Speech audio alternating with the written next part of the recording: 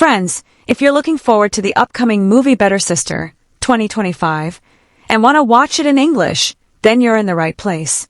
Make sure to like this video right now to show your excitement and support. And if you're visiting our channel for the very first time, don't forget to subscribe, because here, we bring you all the latest updates, reviews, and behind-the-scenes details about the most awaited films. So, hit that subscribe button and stay connected with us. In today's video, we're going to talk in detail about Better Sister, 2025, what this movie is all about, what makes it special, and where exactly you can watch it. Whether it's available on an OTT platform or a satellite channel, I'll tell you exactly where to find it, so you don't miss your chance to enjoy this film as soon as it's released. But that's not all. We'll also explore some really fascinating facts about this movie that you might not know yet. We're going to dive deep into every major aspect of the film, from the story and characters to the technical brilliance behind it. I'll walk you through the movie's production journey, starting with pre-production planning, filming locations, and the creative choices made during the shoot, all the way through post-production and final editing. We'll also talk about the movie's budget, how much was spent on making it, and its performance at the box office, whether it's expected to be a hit or already smashing records. But wait, there's more. I'll also give you a short review of the story. Don't worry, no spoilers, just enough to give you an idea of what kind of plot and themes to expect. Then, we'll go through the full star cast and their roles in the film. Who's playing what character, how well they've performed, and what kind of impact their acting brings to the overall movie. All of that will be covered. We'll discuss the storyline, the emotional moments, the suspense, the drama, and the overall tone of the film. If you're curious about the director's vision, the cinematography style, the background music, and how all of it comes together to create a cinematic experience, I've got it all lined up for you. So, make sure you stay with me till the very end of the video because we're going to uncover everything about Better Sister, 2025. From casting to content, from scenes to screens, and everything in between. Let's get started. The story of Better Sister, 2025, doesn't just unfold. It unravels, like a ribbon you keep pulling at, only to find it's tied in knots you never saw coming. At first glance, it seems like a straightforward tale of sibling drama, but within minutes, you realize you're not just in for a story. You're being drawn into a psychological labyrinth where love and resentment walk hand in hand. The movie opens with the two sisters, Claire and Maya, leading very different lives but bound together by a past they've never fully confronted. Claire is the older one, composed, controlled, successful. She's the one who stayed behind, who took care of things when their world fell apart. Then there's Maya, free-spirited, impulsive, always running, always reinventing herself. She returns home after years away, and with her return, she brings more than just luggage. She brings unfinished business. Right from the start, the film drops little hints that all is not well. It's not loud about it. The tension creeps in quietly, awkward silences, sideways glances, that sharp edge to a sentence that should have sounded sweet. You feel like you're eavesdropping on something intimate and dangerous. And just when you think this is going to be a slow-burning family drama, the story starts playing tricks on you. Flashbacks slide in and out, not like memories, but like haunting questions. Did it really happen that way? Whose version of the truth are we watching? The narrative doesn't follow a straight road. It bends and twists, like a maze of memory and emotion. One moment you're in the present, watching a conversation fall apart. The next moment, you're back in the past, at a summer lake house, or in a hospital corridor, or in a bedroom filled with secrets. These jumps in time aren't labeled. You have to catch the clues. A younger hairstyle, a different tone, the flicker of recognition on a face. It keeps you alert. It pulls you deeper. The structure itself reflects the emotional confusion of the characters. They can't agree on what happened, and the film doesn't let you decide easily either. One of the most unforgettable turning points comes midway through the film. It's not a big dramatic scene at first glance, it's a birthday gathering. But within minutes, the atmosphere becomes so thick with old grudges that you can practically feel the tension crackling in the air. What starts as polite small talk turns into a verbal sparring match, and then a brutal confession is blurted out. And that's when the film reveals its cards. This isn't just about two sisters trying to reconnect. This is about betrayal. Deep, scarring, life-altering betrayal. And it's not one-sided. Both of them have hurt each other, and both of them are carrying wounds they never acknowledged. After that, the story goes deeper and darker. Maya's return isn't just a family visit. She's digging for answers. There's something she needs to know, something about what happened the night everything changed.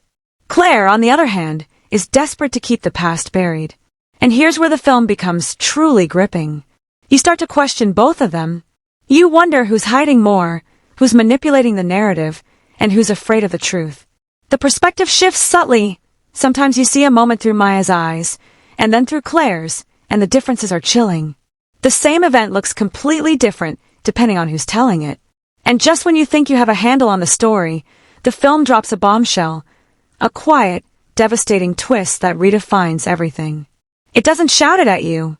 It lets it sink in slowly, painfully. A small piece of dialogue, a look of realization, a forgotten photograph. Suddenly, the puzzle pieces rearrange themselves. You're left questioning your judgment, your sympathies, even your understanding of the characters. The truth in Better Sister is never absolute. It's emotional, it's selective, it's human. The emotional core of the film is not just about what happened, but how it shaped the people they became. The climax doesn't try to tie things up neatly.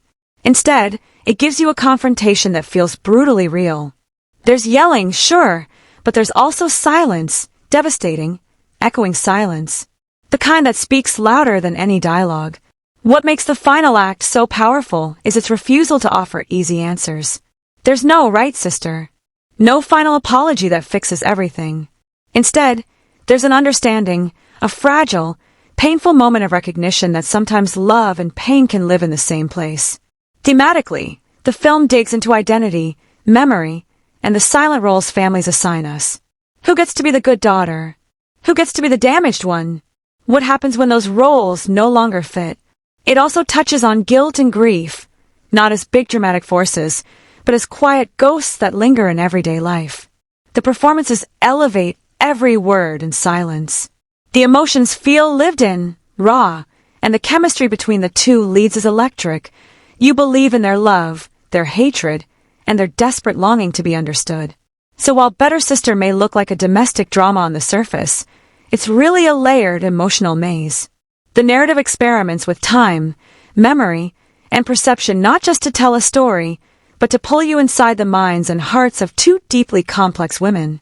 It doesn't just want you to watch, it wants you to feel, question, and wrestle with it. And that's exactly what makes it so unforgettable. Let's really dive into the character development in Better Sister, 2025, because this is where the film truly comes alive. You can have the most twisty, emotionally rich story in the world, but if the characters don't feel real, if they don't breathe, bleed, and change, then none of it sticks. That's not a problem here. In fact, Better Sister thrives because of how deeply it invests in the psychology, history, and transformation of its characters, especially the two central figures, Claire and Maya. Let's start with Claire. She's a type of character who, at first glance, seems like she stepped straight out of a lifestyle magazine. Her house is pristine, her schedule is regimented, and everything in her life seems perfectly aligned. She's the reliable one, the achiever, the one who always had to handle it when things went wrong. But underneath all of that control is someone teetering on the edge of emotional collapse. Claire's arc isn't about becoming a new person, it's about stripping away the layers she's been hiding under for years. She's not cold, she's scared. Scared that if she lets go of control, she'll lose everything she's worked so hard to maintain, including her fragile sense of identity. What's brilliant about Claire's development is how gradual and uncomfortable it is. She doesn't suddenly open up after one dramatic fight. She resists. She deflects. She's deeply uncomfortable with vulnerability, and that makes every small crack in her emotional armor feel earned. Her transformation comes through a series of moments that feel painfully real, an old photo that brings up too much, a comment from Maya that cuts too close, a night spent drinking too much, and finally saying the things she's kept inside for years. Claire's growth is about admitting she doesn't have it all together. That she resents Maya for leaving, for being free, for not being burdened the way she was.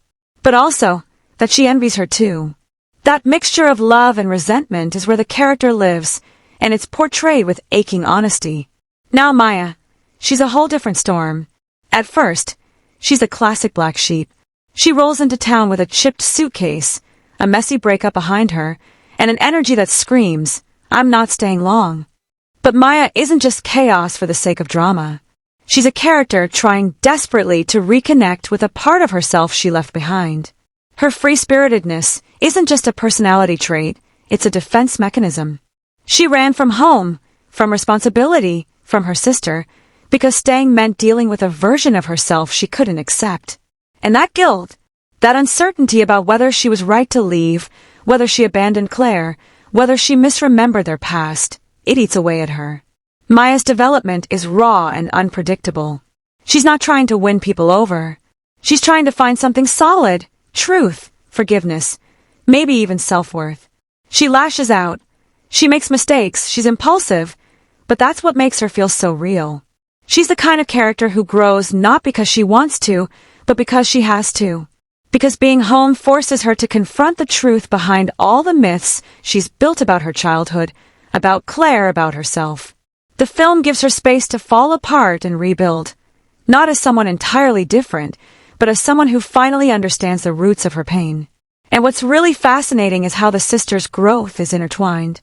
You can't talk about Claire's development without talking about Maya's, because they've been shaping each other's lives since they were kids. Every decision one of them makes ricochets through the other. When Claire shuts down, Maya pushes harder. When Maya acts out, Claire tightens the reins.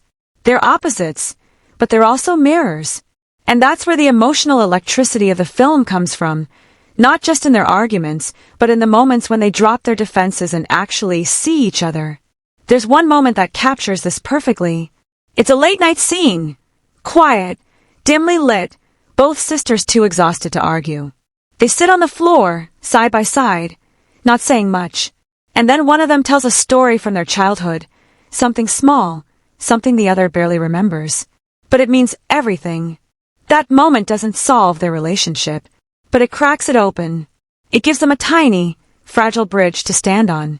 And the beauty of the film is that it doesn't pretend that's enough. It shows how hard it is to maintain that bridge, to rebuild trust, to accept each other's flaws, to make peace with the past. The supporting characters add even more richness to this emotional landscape. Claire's partner, for instance, isn't just a background character. He's a foil who gently challenges Claire to stop performing, to let herself be vulnerable. He doesn't push, but his presence forces her to confront the emotional wall she's built. Maya's old flame appears briefly, but leaves a lasting mark. His disappointment, his lingering affection, his confusion at who Maya's become all force her to question whether she's been running in circles instead of moving forward. And even the family, friends, and neighbors, with their polite smiles and whispered gossip, help paint the picture of a world that never quite let these sisters be who they really were. And then there's the unspoken character in the story, the past. It's like a shadow in every room. You feel its presence in how the sisters interact, in how they remember things differently, in how certain topics are carefully avoided.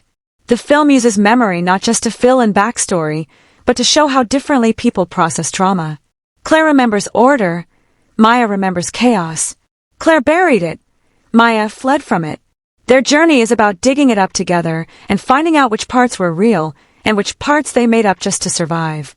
That's what makes the character development in Better Sister so remarkable. It's not about dramatic transformations or sudden revelations. It's about quiet shifts, emotional honesty, and the kind of growth that comes not from changing who you are, but from finally owning it. These characters feel like people you know, or people you could be. Flawed, complex, wounded, hopeful. And watching them try to find their way back to each other feels like watching something sacred and human unfold right in front of you. Alright, let's crank this up. Because when it comes to the performances in Better Sister, 2025, good doesn't even begin to cover it. What we have here is a cast that goes beyond simply acting. They're embodying, inhabiting, and emotionally excavating every line, every silence, every glance. This isn't one of those films where you admire a well-delivered monologue and move on. No, this is the kind of movie that lives through its performances, where the characters crawl under your skin because the actors make every emotional beat land like a punch, or sometimes like a whisper that hits even harder. Let's start with Claire. The actress playing her gives one of those performances where you don't even realize how deeply she's affecting you until later, like a slow emotional burn. She's composed, sharp, put together to the point that you almost want to dislike her for being so perfect. But that's the magic. She plays Claire as someone who uses perfection to hide the panic. Her smile is practiced. Her silence is defensive. And when that controlled surface begins to crack, oh, it's magnetic. She doesn't fall apart dramatically. She erodes, moment by moment, and watching that unraveling is emotionally exhausting in the most satisfying way. There's a dinner scene where she's clearly trying to keep the conversation casual while Maya pokes at old wounds. You see Claire's eyes flicker, her hands twitch slightly, her voice wobble for just a second. Nothing explosive happens, but you feel like you've just sat through a hurricane. That's the level of detail she brings. And then there's Maya, the younger sister, who explodes onto the screen like an emotional wrecking ball. Her performance is fearless, but not in the loud, over-the-top way that demands attention. It's fearless in its vulnerability. Maya is messy, defiant, aching, and the actress makes sure you feel every part of that. She owns the contradictions. One minute she's joking and laughing like she doesn't have a care in the world, the next she's in pieces, practically unraveling on the floor because one comment reopened an emotional wound that never really healed. Her performance is like standing in front of a storm cloud. You know it's coming, and you're still not ready for the impact. But what's most impressive is how she never plays Maya for pity. You don't feel sorry for her, you empathize. You recognize that chaos isn't a performance for her. It's a shield, a scream in disguise. And when that mask drops, you're left with something completely raw and unfiltered. Now, the real fireworks happen when these two collide. The chemistry between the actresses is electric, but not in that polished, movie sister kind of way. It's jagged, real. Their tension feels earned. You believe they've known each other their entire lives, that they've fought 100 battles behind closed doors, said too many things they regret, and left too many things unsaid. The way they argue doesn't feel scripted. It feels like muscle memory. Their voices overlap, their pacing fluctuates, and their body language tells a second story behind every word. They lean into each other's energy like boxers in the ring, pushing, pulling, retreating, attacking again. But what's even more impressive is how they shift in the quiet moments. A simple look, a shared silence, the way Claire gently moves a wine glass out of Maya's reach without saying anything, it says more than pages of dialogue ever could. You can't fake that kind of emotional intelligence as actors. It's lived in. It's intuitive. And it's beautiful to watch. Let's not forget the supporting cast, who all bring something vital to the table. Claire's partner, for example, isn't just there to support her story. He challenges it. He's the one character who sees Claire from the outside, and the actor plays that tightrope perfectly. He wants to help, but he knows better than to push too hard. There's a scene where Claire's breaking down quietly, barely showing it, and he just sits with her, not offering solutions, not interrupting the silence. It's a small moment, but the restraint he brings speaks volumes. That's when you realize how good he is. He knows when to hold back. Maya's ex also deserves major credit. He's only in a few scenes, but he makes every second count. There's one particularly uncomfortable reunion scene where you can feel their entire romantic history crammed into a few lines. The way he speaks to Maya, affectionate but cautious, regretful but still drawn to her, it's so layered. He's not just there to show us who Maya used to be. He reflects what she could have become, what she left behind, and what she's still afraid of. His performance is quiet devastation, and it lingers long after he exits the screen. Even the brief roles carry weight. A neighbor who says a little too much. A former teacher who offers a slice of wisdom. A bartender who remembers them from their teenage years. These aren't throwaway parts. The actors bring authenticity, even with limited screen time. They help build the emotional ecosystem around the sisters, grounding the story in a community that's seen them grow and fracture.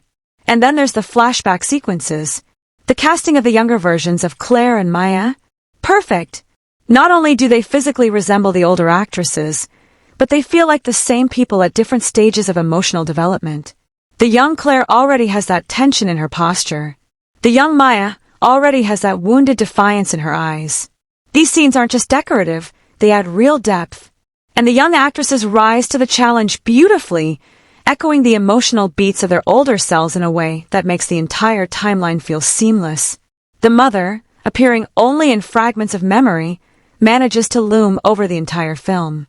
And that's because the actress playing her brings such complexity to so little screen time. She's not the villain. She's not the saint. She's something far more painful, human. Her voice carries a kind of weariness, a brittle kindness. You believe she loved her daughters. You also believe she hurt them, whether she meant to or not. The performance is subtle but haunting, and it adds an emotional weight to every conversation the sisters have about her. All in all, the performances in Better Sister don't just serve the story, they are the story. Without this level of depth, the family conflict could have felt like melodrama. But with this cast, it becomes something profound. These actors understand the emotional architecture of their characters so well that even their silences scream. They bring pain, history, forgiveness, resentment, love, and everything in between to the surface with such precision that you're not just watching characters, you're watching people you feel like you've known your entire life. That's the kind of acting that doesn't ask for your attention, it demands it. And it delivers. Every single time. Oh, you want more? Buckle in, because the direction in Better Sister, 2025, deserves a standing ovation and a full-on deep dive. We're not talking about someone who simply put the camera in front of the actors and yelled action. We're talking about a filmmaker with a razor-sharp emotional compass and the audacity to trust silence, stillness, and subtlety in a way that makes the entire film feel like you've cracked open someone's diary and started reading pages they never intended anyone else to see. Let's talk tone, because this director walks the finest tightrope between intimate family drama and psychological unraveling. From the first frame, there's a delicate, almost haunting mood that settles in, not dark in the horror sense, but heavy with emotional residue. It's like the air itself is thick with unspoken memories, buried grudges, and unresolved pain. You feel the tension before anyone says a word. That's not the script doing the work, that's tone setting through visual storytelling. The director uses light, not just to illuminate but to communicate. Daylight is never bright. It's soft, indirect, often filtered through blinds or curtains, like the characters themselves, never showing too much. Night scenes aren't pitch black, but they hum with quiet intensity, like something could break at any moment. There's an emotional temperature to every scene, and the director controls it like a thermostat. When things heat up between Claire and Maya, it's not just the dialogue that does the lifting. The pacing tightens. The camera creeps closer. The music, if there's any, fades to the barest pulse. Everything closes in, making the audience lean forward, hold their breath, brace for emotional impact. Then, just when you think you're about to explode from all the tension, the director lets go.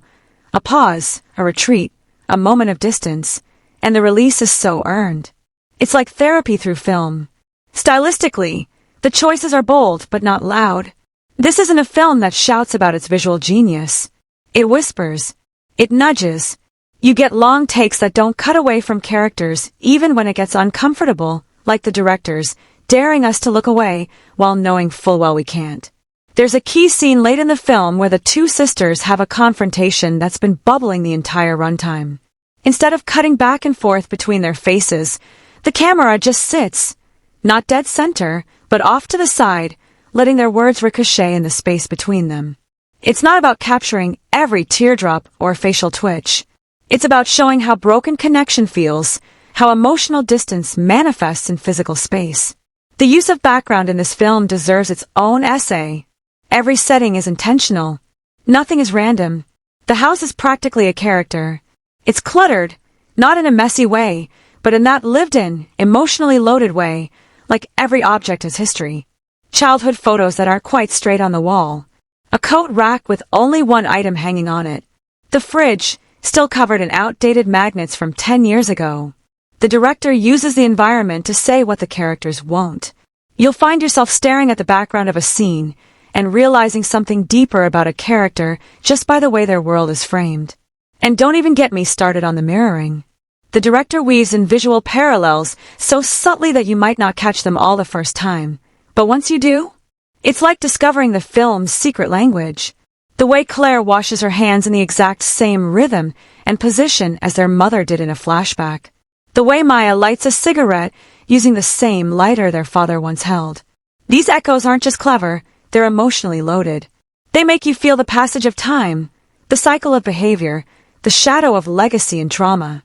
The past lives in the present, and the director makes sure you see that, not just hear about it. Even in scenes with no dialogue, the director makes sure there's movement, emotional movement. A quiet drive down an empty street says more than a 5-page monologue ever could. A slow zoom in on a character standing alone at the edge of a hallway says everything about where they are mentally. The director doesn't rush to fill silences or cut away from discomfort. They lean in. They let it fester. They let it matter. Now let's talk rhythm, because the film's emotional beats are timed with the precision of a symphony. The director knows when to build and when to let a moment linger. There's no formulaic structure here, no predictable setup-payoff dynamic. Sometimes you'll sit through what feels like a small, throwaway conversation, only to realize 20 minutes later that everything in it was a setup for emotional devastation. Other times, you think a scene is about to spiral into drama, but the director pulls back, denying the easy emotional payoff. Why? Because real people don't always erupt on cue. Sometimes they just swallow the pain, smile, and carry on. And the director respects that realism. It makes the moments when things do explode feel 10 times more powerful. Music and sound design? Understated genius. The director uses sound like another character in the room. The ticking of a clock in a moment of anxiety. The distant hum of a washing machine during an argument. The complete absence of music during the most gut-wrenching breakdown because the raw silence hurts more. These are not random choices. They are deliberate, crafted to make you feel like you're inside these characters' heads. And perhaps the most impressive feat? The director never tips the scales. No character is portrayed as entirely right or wrong. The film doesn't choose sides. It presents truth from 2 angles, and the direction gives space for both to be valid. That kind of balance takes finesse. It's tempting for a filmmaker to frame one sibling as the hero, the other as the problem. But in Better Sister, the director recognizes that people are messier than that. So instead, they give us layers, complexity, nuance. And by the end, you don't want to take a side, you just want them to find peace. This kind of direction doesn't come from a checklist. It comes from a deep understanding of human emotion, from trust in the power of restraint, and from an eye that sees storytelling as more than plot and dialogue. In Better Sister, the director builds a cinematic experience where what's unsaid is often louder than what is, where silence screams and a glance can tear you apart. It's delicate, it's immersive, and it's one of those rare instances where you forget there was even a director at all because you're too busy feeling every frame. And that, right there, is the mark of someone truly at the top of their craft. All right, let's really unpack the cinematography of Better Sister, 2025, because this film is a visual feast where every shot is a carefully crafted brushstroke in a larger emotional painting. This isn't just a movie where the camera passively records what's happening, it actively participates in telling the story, sometimes even stealing the show with its quiet power and nuance. Starting with lighting, it's one of the most subtle yet powerful tools at the cinematographer's disposal here. The lighting choices are deeply naturalistic, avoiding anything flashy or artificial. Instead, it feels like you're peeking into real life, with sunlight filtering softly through windows or the faint glow of a bedside lamp casting warm pools of light. The lighting never tries to pretty up the scenes. Instead, it highlights the imperfections, the tired eyes, the worn textures of furniture, the peeling wallpaper, all of which subtly underline the themes of wear, emotional fatigue, and the passage of time. In scenes filled with tension or sadness, the lighting shifts dramatically, shadows deepen, corners of the frame fall into darkness, and even the air seems heavier. You can almost feel the emotional weight pressing down, all conveyed without a single word spoken. Camera angles in Better Sister are a masterclass in emotional storytelling. The film often uses slightly elevated angles to give a sense of vulnerability or exposure. It's like the characters are being quietly observed, even when alone. This creates a subtle feeling that they're trapped under the gaze of their own memories or guilt. Conversely, when a character tries to assert control or hold their ground emotionally, the camera dips to a low angle, but it never fully grants them dominance. Instead, there's always an edge of fragility creeping in, reminding us that power is temporary and complex. The interplay of angles becomes a silent dialogue, mirroring the push and pull of relationships on screen. Framing is another key element where the cinematography shines. Characters are frequently framed off-center or through obstacles, doorways, windows, even everyday household items. This is an accidental composition. It's a visual metaphor for emotional distance, isolation, and the barriers between people. One memorable shot shows a sister partially hidden behind a doorway, literally and figuratively half present in the moment, emphasizing how fractured their relationship is. Reflections in mirrors and glass surfaces are used with great effect to represent fractured identities and dualities within the characters. Often, a character's reflection is deliberately blurred or fragmented, suggesting internal conflict or self-doubt, inviting the viewer to see the story through multiple layers of perception. Now, visually striking moments aren't about flashy effects here, they're about quiet, poetic beauty. There's a scene where the sisters sit in a car on a rainy night. The wet windshield distorts the outside world into a blur of lights and colors, like an impressionist painting. Inside, their faces are sharply in focus, raw and vulnerable, and the contrast between the blurry exterior and the clarity inside the car perfectly captures their emotional storm amid the chaos outside. These moments don't jump out at you, they slowly sink in, haunting you long after the scene ends. Long, lingering shots give the film its contemplative, immersive quality. The camera often holds on characters during moments of silence or emotional hesitation, giving you time to feel what they're feeling. This deliberate pace is a bold choice in an era of rapid cuts and fast edits.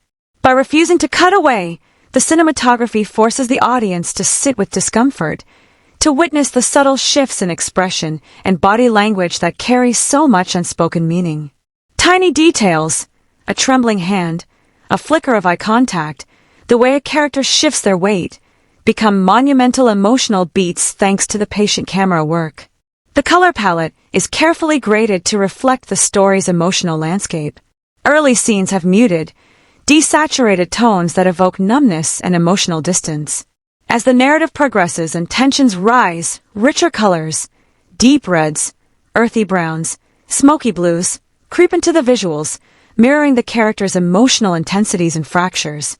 This slow evolution of color creates a subconscious connection for the audience, helping to track emotional shifts visually as well as narratively. Focus is wielded expertly throughout the film to guide our attention and emotional connection. There are scenes where the foreground is soft while the background is crystal clear, symbolizing a character's detachment or mental distraction. Other times, the focus zeroes in sharply on a character's face, pulling us into their world and making their pain or joy almost palpable. These subtle shifts in focus keep the audience emotionally tethered and visually engaged, making us participants rather than mere observers. Camera movement is always deliberate and meaningful. When the camera moves, it's to heighten tension or intimacy. There are slow, graceful dollies that draw us into moments of vulnerability and handheld shots that shake and tremble during scenes of conflict or emotional volatility.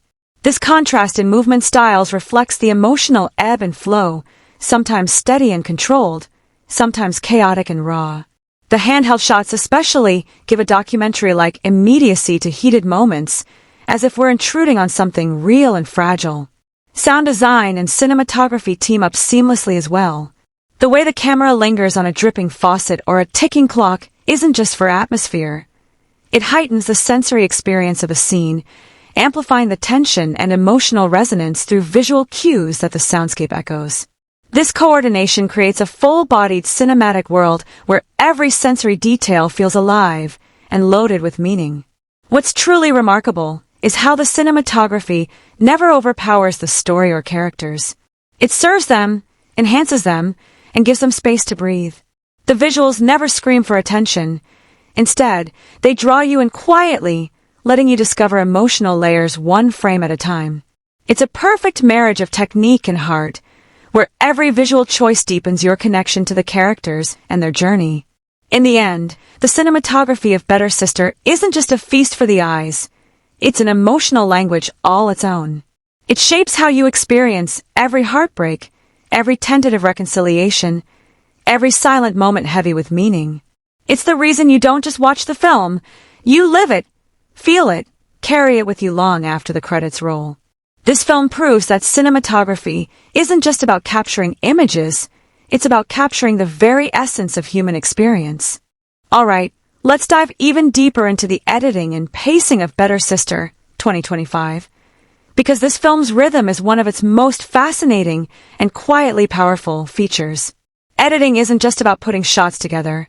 It's about shaping time, guiding emotions, and ultimately controlling how the story hits you.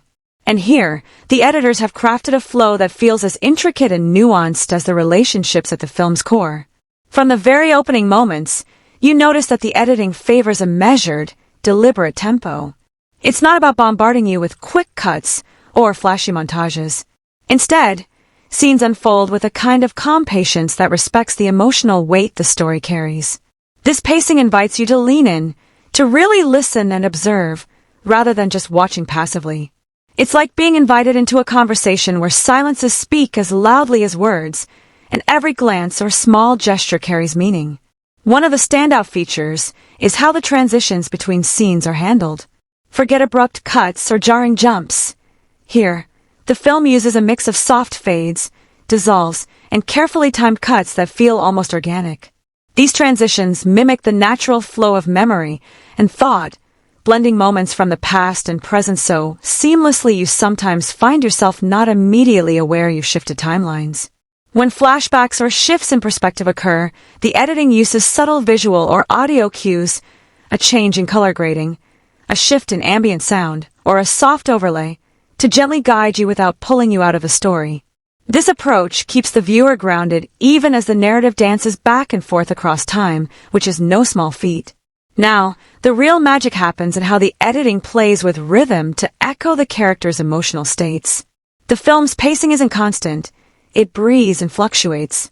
During scenes of emotional distance or tension, the cuts can become more fragmented and staccato, reflecting fractured relationships or internal turmoil. These moments might include shorter takes, slightly disjointed angles, or a faster tempo that creates a feeling of unease or discomfort. On the other hand, scenes where the sisters find moments of connection, clarity, or tenderness tend to feature longer takes and smoother transitions, allowing the emotions to settle and resonate. It's like the editing itself is a visual barometer for the shifting dynamics between the characters. Dialogue scenes are particularly interesting. Instead of the typical quick cutback between speakers, the editing often opts for extended shots focusing on one character's reaction or silence. This allows you to linger in the emotional subtext, to catch subtle expressions and micro-reactions that reveal more than words ever could. These longer takes create a documentary-style intimacy, making you feel like you're right there in the room, catching every nuance and unspoken tension. The silence between lines is given space, which can feel awkward, intense, or even heartbreaking, exactly what the film wants you to experience. Balancing multiple timelines and emotional beats without confusing the audience is another triumph of the editing. The film weaves together present-day drama, flashbacks, and introspective moments with a rhythm that feels natural rather than forced. Each shift is timed perfectly, arriving just when the story needs to deepen your understanding of a character's motivation or the roots of their conflict. This layered storytelling approach is demanding, but the editing keeps it clear and compelling, never letting you lose track of where you are or why a scene matters. The pacing also mirrors the thematic heart of the film, the slow unraveling of deep-seated family wounds and the tentative steps toward healing. There's a real sense of time passing, sometimes painfully slow, sometimes unexpectedly swift, that heightens the emotional resonance. Moments of quiet reflection allow the weight of past mistakes and regrets to settle in, while bursts of tension or confrontation break through with jolting urgency. The editors manage these shifts masterfully, never letting the film sag into sluggishness or rush through its emotional arcs.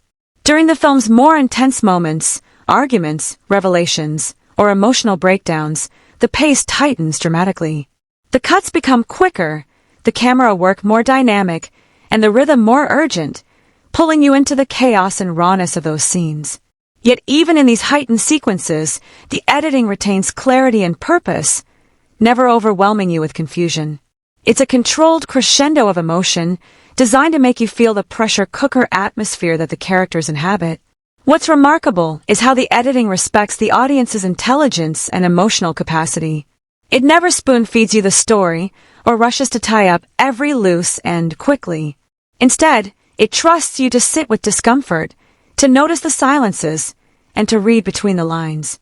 This restraint creates a sense of authenticity and intimacy, making the emotional payoffs all the more powerful. Sound and visual editing work hand in hand too.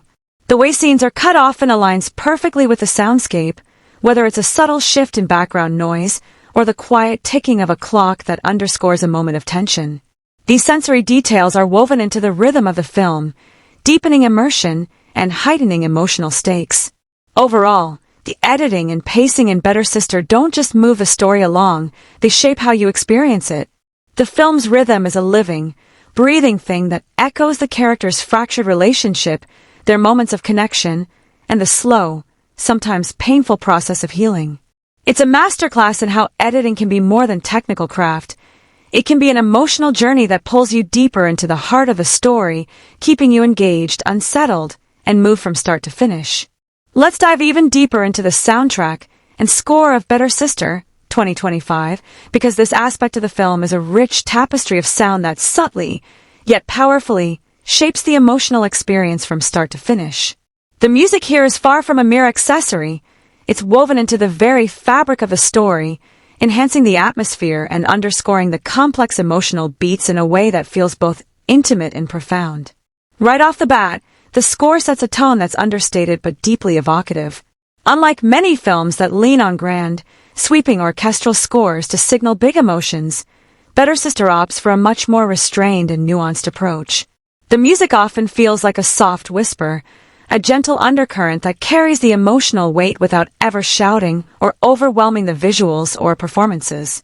There's a beautiful minimalism at work here, delicate piano keys that dance lightly in the background, sustained violin notes that seem to sigh with longing, and warm acoustic guitar strums that evoke a sense of familiarity and home.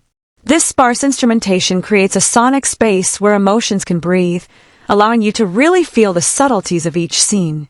One of the most striking features of a score is the way it uses recurring motifs to tie the narrative together emotionally. There's a haunting piano melody that threads through the film, shifting and evolving alongside the characters' journeys. Sometimes this theme emerges fully, rich and clear, during moments of tentative connection or hope between the sisters. Other times, it's fractured or muted, reflecting pain, distance, or unresolved tension. This melodic motif acts like an emotional compass, guiding you through the shifting dynamics and underscoring the core themes of family, forgiveness, and identity. It's almost like the music has its own language, speaking directly to the heart of the story in a way words sometimes cannot. Equally impressive is the film's masterful use of silence in conjunction with the score. There are key moments where the music falls away completely, leaving only the ambient sounds of the environment, whether it's the creak of an old floorboard, the soft rustle of leaves, or distant traffic humming in the background. These silences aren't empty or awkward, rather they're charged with tension and meaning. They force you to lean in, to focus on the unspoken, to feel the weight of emotions simmering beneath the surface. This strategic absence of music makes the moments when the score does return even more impactful, creating a push and pull that heightens the film's emotional rhythm.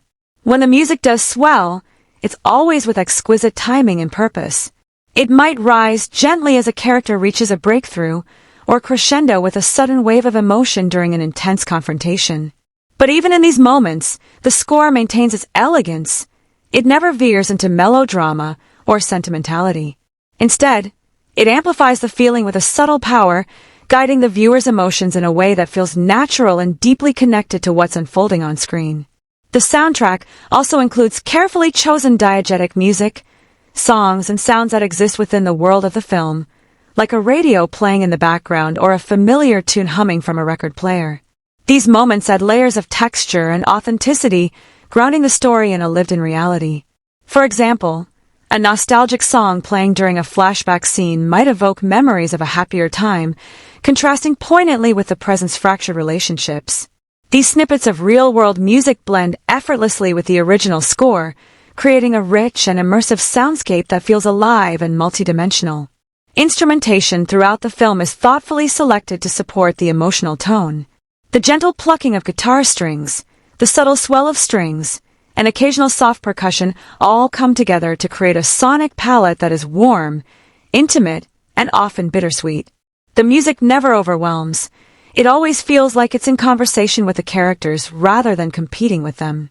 This gives the score an almost conversational quality, as if the music itself is a silent witness to the unfolding drama. Another aspect that stands out is the soundtrack's unpredictability. The score doesn't settle into a predictable pattern or genre. Instead, it shifts between tender, melancholic melodies and more tense, uneasy tones, sometimes even slipping into moments of quiet playfulness or subtle dissonance. This variety keeps you emotionally engaged and on your toes, mirroring the complexity and unpredictability of the sisters' relationship. It's a reminder that emotions are rarely simple or linear. They're layered, messy, and sometimes contradictory. The editing of the soundtrack in relation to the visuals is also worth mentioning. Music cues are timed to hit just the right emotional beats, reinforcing or sometimes even counterpointing what you see on screen. This careful synchronization enhances the storytelling, making you feel the rising tension in a silent stare or the fragile hope in a whispered apology. The music often fills the spaces between dialogue and action, adding depth and nuance to moments that might otherwise feel empty or flat. In quieter scenes, the score acts almost like an emotional undercurrent, a heartbeat beneath the surface that keeps the audience connected to the characters' inner worlds even when nothing is being said. In contrast, during climactic or highly charged moments, the music surges with intensity, sweeping you up in the tide of emotion and making the stakes feel palpable and immediate. Overall, the soundtrack and score in Better Sister serve as a perfect emotional partner to the film's narrative. They don't just underscore the story, they enrich it, deepen it, and invite the audience into a more intimate, layered experience. The music becomes an invisible thread that connects the characters, the past and present, pain and hope, silence and sound, creating an unforgettable emotional landscape that stays with you long after the credits roll. Alright, let's really dig into the deep, tangled web of themes and messages that Better Sister, 2025, unravels with such subtlety and power. This film isn't just your typical family drama where things get sorted out neatly by the end. It's more like a slow, intimate exploration of what it really means to be tied to someone by blood, history, and unspoken emotions. The themes are rich, layered, and handled with a kind of raw honesty that invites you to reflect on your own experiences, even if you don't realize it right away. Starting with the theme of sisterhood, the movie dives headfirst into the complicated nature of sibling relationships. It throws out any notion of the perfect, supportive sister duo and instead shows us how real sisters can be rivals, allies, enemies, and sometimes all of those at once. The film captures that strange, often contradictory feeling of loving someone who can also hurt you deeply, sometimes without even meaning to. The push and pull between closeness and distance, loyalty and resentment, affection and frustration is painted with such nuance that it feels authentic and relatable. This isn't a neat story of reconciliation. It's a messy, real look at how those bonds are tested, strained, and sometimes rebuilt in imperfect ways. Then there's the theme of identity, which is threaded throughout the film like a quietly persistent question. Who are we beneath all the roles we play? Each sister grapples with figuring out who she really is beyond the expectations placed on her by family traditions, social norms, and even their own self-judgments. This struggle with self-acceptance is portrayed with great sensitivity, highlighting how much our past, our childhood wounds, our secrets, our family dynamics, shapes our sense of self. The film asks, without ever spelling it out, how much of our identity is truly our own and how much is borrowed from the people around us or the roles we feel forced to play. It's a powerful exploration of the tension between self-discovery and the pressure to conform, and it resonates deeply because it's so universally human. Forgiveness, but not the kind that wraps everything up in a pretty bow, is another major theme. The film refuses to offer easy answers or quick fixes when it comes to healing wounds. Instead, it shows forgiveness as something complicated, sometimes slow, sometimes incomplete, sometimes a reluctant acceptance rather than a joyful letting go. It highlights the emotional labor involved in forgiving someone who has hurt you deeply, especially when those people are family. The film's portrayal of forgiveness feels honest and grounded, recognizing that sometimes the best we can do is coexist with pain and try to move forward anyway. This adds a layer of realism that many family dramas shy away from, making the story more compelling and emotionally resonant. Healing and reconciliation are woven through the story, but they aren't portrayed as guaranteed or even straightforward. Instead, the film shows that these processes are fragile, fraught with setbacks, and require courage. There's a beautiful vulnerability in watching the characters take tentative steps toward understanding each other, knowing that the path forward is uncertain and sometimes painful. This treatment adds a layer of emotional truth that makes the story feel lived in and sincere, rather than manufactured. One of the film's most powerful messages is about silence, the heavy, loaded kind that fills many family relationships. The film shows how unspoken words, secrets, and avoided conversations build invisible walls that keep people apart. It's fascinating how the film uses silence not just as an absence of sound but as a presence in itself, charged with meaning, tension, and sometimes regret. This exploration of what's left unsaid resonates on a deep emotional level because it mirrors the real-life difficulty many people face when confronting painful truths within their own families. It's a reminder that sometimes the hardest battles are the ones fought in silence. Sacrifice and responsibility also play important roles in the narrative. The sisters grapple with what they owe to their family and to each other, often questioning how much they should sacrifice their own desires or identities to maintain these bonds.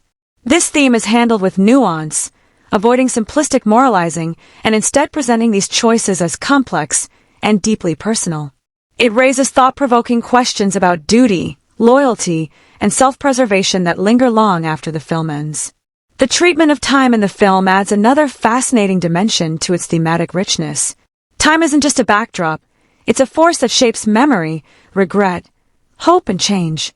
Flashbacks, moments of reflection, and the way past events bleed into the present create a layered narrative that shows how the past never really stays in the past. This non-linear sense of time enhances the emotional depth and invites viewers to think about how their own histories influence who they are now and who they might become. Finally, the film is a celebration of human complexity and resilience. It doesn't present the characters as heroes or villains, but as flawed, contradictory, and deeply human. Their struggles, small victories, and ongoing challenges remind us that life isn't about perfect endings, but about navigating the gray areas in between. This honest portrayal of imperfection is one of the film's most powerful messages, acknowledging that relationships are complicated, people change, and healing is often a messy process.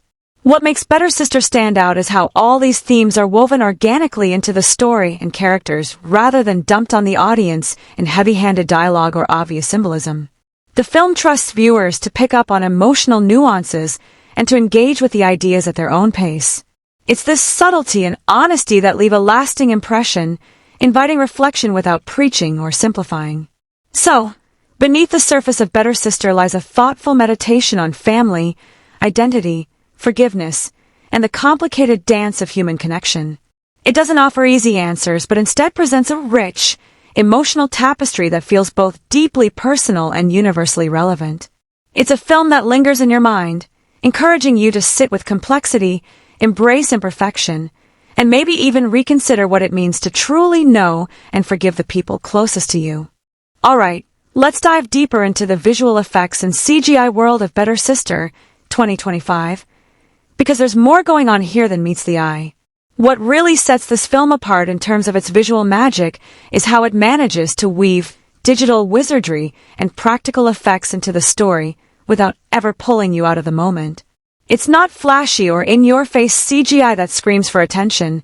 Instead, it's a carefully calibrated, almost invisible presence that quietly supports the film's emotional beats and atmosphere. Right from the outset, you notice how naturally the effects fit into the film's texture. There's no awkward digital shimmer or cartoonish quality here. Everything feels grounded. The CGI isn't used to create grandiose spectacle, but to subtly enhance reality. For example, background environments might have digital enhancements that amplify the mood, such as a slight mist curling through a room, the soft flicker of light from an unseen source, or even the delicate movement of foliage outside a window.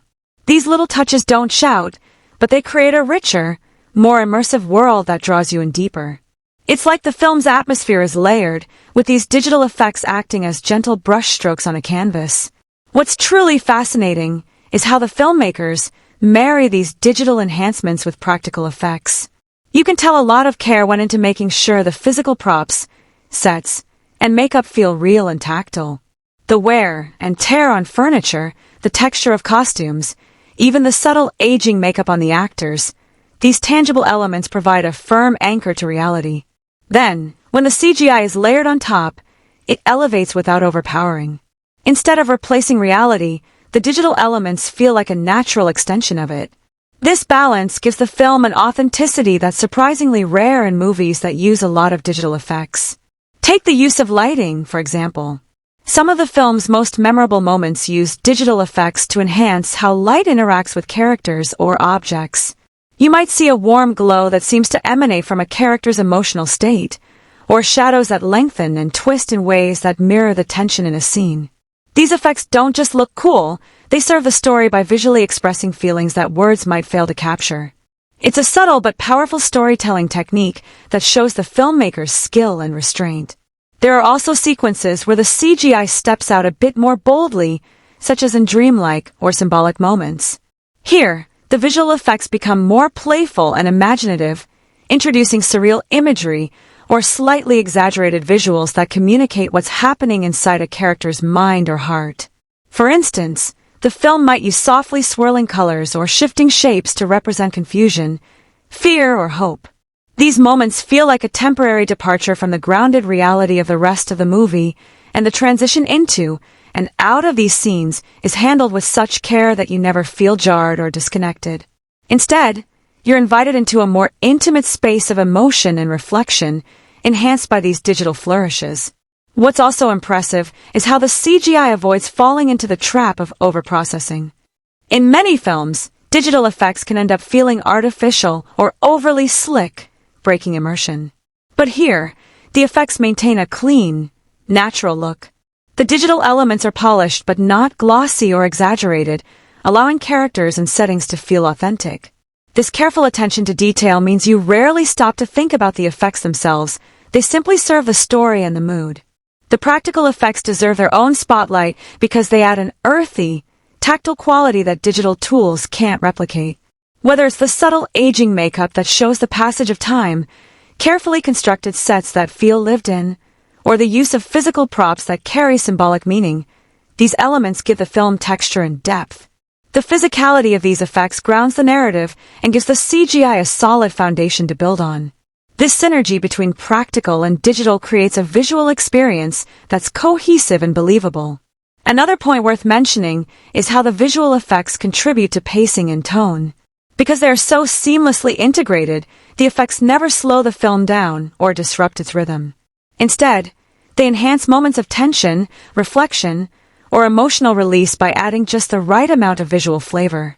For example, a quiet scene might gain emotional weight through subtle shifts in lighting or shadow created with digital tools, while a climactic moment might be amplified by a well-timed visual effect that emphasizes the stakes without overshadowing the actors' performances.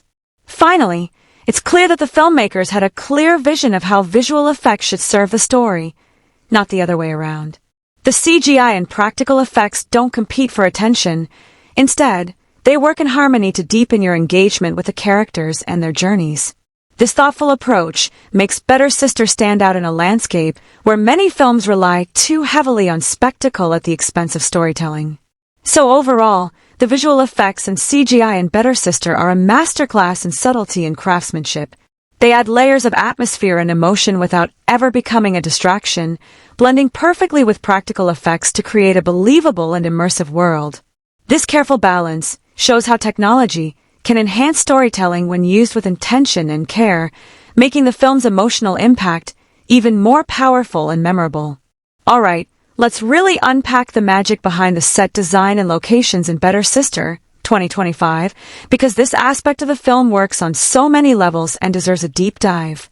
One of the first things that hits you is how the physical spaces in the movie do so much storytelling without a single line of dialogue. The settings aren't just static backgrounds. They breathe, they feel lived in, and they subtly narrate the family's history, the characters' emotions, and even the shifting dynamics between them. Starting with the main family home, it's clear the filmmakers treated it like a central character, a silent witness to the unfolding drama. This isn't your typical glossy, picture-perfect set. Instead, it's layered with textures and imperfections that make it palpably real. The faded wallpaper with peeling edges, the mismatched furniture that looks like it's been collected over decades, the old family photos lining the walls. All these details whisper stories of a family's past, of memories sweet and bitter, of joy and hardship intertwined. There's this wonderful sense that the house carries the emotional weight of everything the characters have gone through, almost like it's holding on to their secrets. Watching scenes unfold within these walls adds an extra layer of intimacy and tension, because you feel the characters aren't just interacting with each other, but also with the space itself. It's a cozy but claustrophobic environment that mirrors the complex, sometimes suffocating relationships within the family. Moving beyond the house, the choice of locations throughout the film is just as deliberate and impactful. Whether it's a quiet neighborhood park, a bustling city street, or a small local cafe, each setting has been carefully selected and designed to amplify the story's emotional beats. These aren't random or generic places, they're rich with atmosphere and meaning. The outdoor scenes, for example, often provide a stark contrast to the confined spaces of the home. A serene park bench under a sprawling tree might become a rare haven of calm for the characters, a momentary escape where they can breathe and reflect. Conversely, a noisy, crowded urban street might underscore the chaos and pressure they feel from the outside world. This dynamic use of location helps underline the characters' internal struggles by placing them in physical environments that echo their emotional states. Then there are the smaller production design elements that might seem insignificant at first glance, but add tremendous depth to the film's world. The props scattered throughout the scenes, things like a worn book, an old family heirloom, or a simple coffee mug, feel like authentic belongings with stories of their own. These everyday objects ground the narrative in reality and give the audience little anchors to connect with the characters' lives. It's these tiny, thoughtful touches that elevate the film's realism and make the world feel tangible and relatable. You can almost imagine these items being part of the characters' daily routines, adding texture and warmth to the environment. What's particularly impressive is how the set design shifts subtly to reflect the characters' journeys. The filmmakers use changes in decor, lighting, and arrangement of space to mirror emotional developments and transitions in relationships. For example, a room that starts off feeling cluttered and oppressive might gradually open up, become brighter, or more orderly as the characters confront their issues and start to heal. This visual storytelling through environment is smart and understated, reinforcing themes of growth, reconciliation, and hope without spelling everything out. It's like the spaces themselves evolve alongside the characters, adding an invisible emotional undercurrent that you might not consciously notice but definitely feel. The film also does a brilliant job capturing social and cultural context through its locations. The community around the characters feels authentic and textured, not just a generic backdrop. Local shops, streets, and communal spaces are portrayed with a richness that makes the setting come alive. This gives the story an added layer of relatability and depth, as you get a sense of the character's place within a wider world. These details subtly inform the audience about the characters' backgrounds, values, and struggles, enriching the narrative tapestry. Another fascinating element is how the characters physically move within these spaces, which further enhances storytelling. The blocking and choreography of scenes use the environment to amplify emotional beats, whether it's pacing anxiously in a cramped kitchen, lingering near a window as if searching for escape, or finding a quiet nook for reflection. These interactions with space feel natural and deliberate, turning the physical environment into an active participant in the drama. It's not just about where characters are, but how they inhabit and relate to their surroundings, adding layers to their emotional expression. Contrasts between different settings are also used cleverly to highlight emotional and narrative tensions. Bright, open public spaces might juxtapose sharply with dim, cluttered private rooms, visually representing the divide between the characters' outward facades and their internal conflicts. These visual juxtapositions enrich the story, making the emotional undercurrents more tangible and accessible. The sound design often works hand in hand with the set design and locations to heighten immersion. The creak of old floorboards, the distant hum of city traffic, the rustle of leaves outside a window, these ambient sounds further root the scenes in reality and add to the atmosphere, helping transport viewers into the film's world. All in all, the set design and locations in Better Sister are a masterclass in how physical environments can do a lot of storytelling work quietly but powerfully. They create a believable, textured world that not only feels authentic, but emotionally resonates with the characters' journeys. The spaces breathe life into the narrative, adding depth and nuance that enrich every scene. This is storytelling through atmosphere and detail, making the film's world one you want to step inside and explore, because it feels so real, so lived in, and so deeply connected to the heart of the story. Alright, let's really sink our teeth into the dialogue and script of Better Sister, 2025, because this is where the film's heart and soul truly come alive in the most captivating way. The first thing that strikes you about the dialogue is just how natural and effortless it feels. These aren't lines that sound like they were written by a committee trying to cram an exposition or emotional cues. Instead, they flow like genuine conversations between real people, complete with interruptions, unfinished thoughts, awkward pauses, and those little idiosyncrasies that make speech so uniquely human. This naturalistic style draws you in right away, making you feel like you're overhearing private moments rather than watching a scripted drama. What's fascinating about the script is how it masterfully balances lightness and gravity. The witty banter and moments of sharp humor sprinkled throughout the film act as a release valve for the tension bubbling under the surface. The sisters' exchanges often crackle with playful sarcasm or dry wit that feels like the kind of thing only siblings can get away with. These moments inject levity without ever undermining the story's seriousness. Instead, they serve to humanize the characters and remind us that even in the most fraught family situations, humor often sneaks in as a coping mechanism.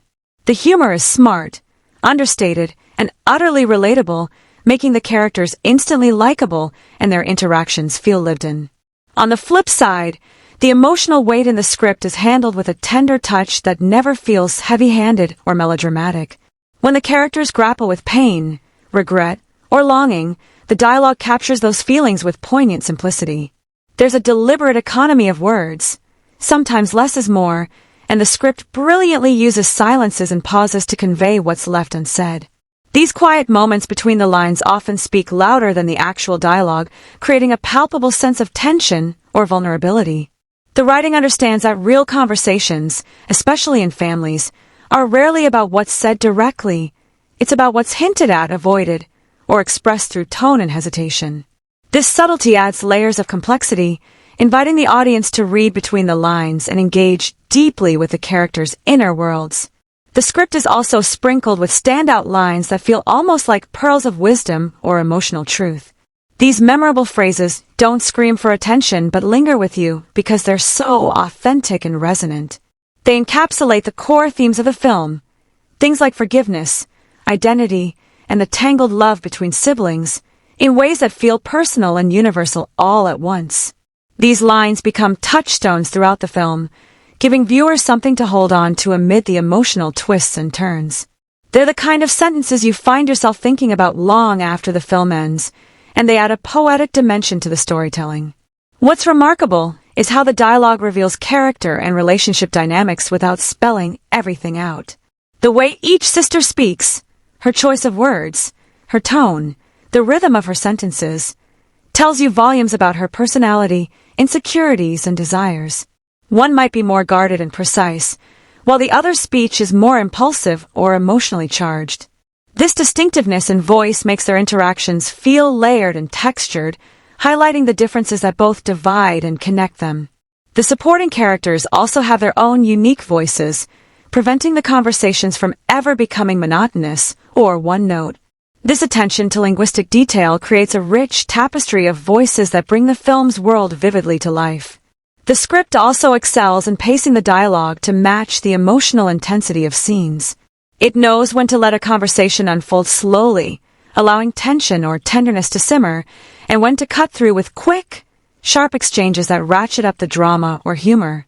This dynamic pacing keeps the audience engaged and emotionally invested, making every dialogue-driven moment feel purposeful and energized.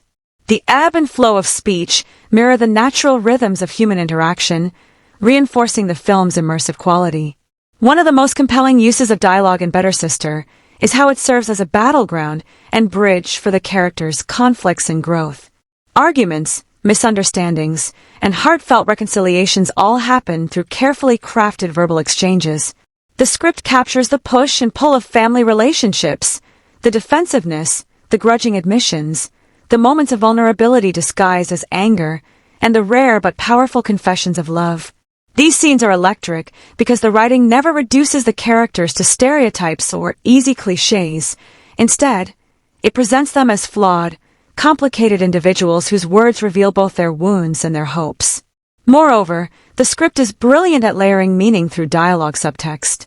What's said outright might be simple, but what's implied or hinted at adds emotional depth. For example, a seemingly casual comment might carry the weight of years of resentment or longing beneath its surface, turning everyday talk into a rich, emotionally charged exchange.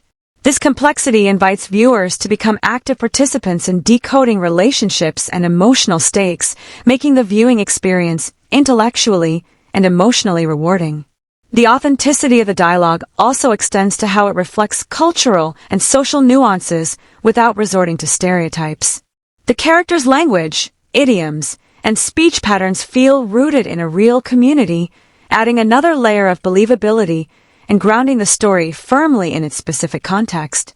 This cultural specificity enhances the film's realism and allows audiences from similar backgrounds to see themselves reflected on screen, while others gain insight into experiences different from their own. Finally, the script's dialogue works hand in hand with the performances to elevate the storytelling. It gives the actors room to explore their characters' emotions through subtle vocal inflections, timing, and body language, making the conversations feel lived in and spontaneous. This synergy between writing and acting turns many scenes into unforgettable moments of emotional truth and dramatic tension. In sum, the dialogue and script of Better Sister are a triumph of naturalism, wit, emotional resonance, and sharp writing. They weave a rich web of interactions that feel deeply human, capturing the messy, tender, and complicated nature of family life with honesty and heart. The words spoken, and sometimes left unspoken, invite audiences to connect, reflect, and feel alongside the characters in a way that's both entertaining and profoundly moving. Alright, let's dive even deeper into how Better Sister, 2025, handles its genre, because this is where the film truly flexes its creative muscles.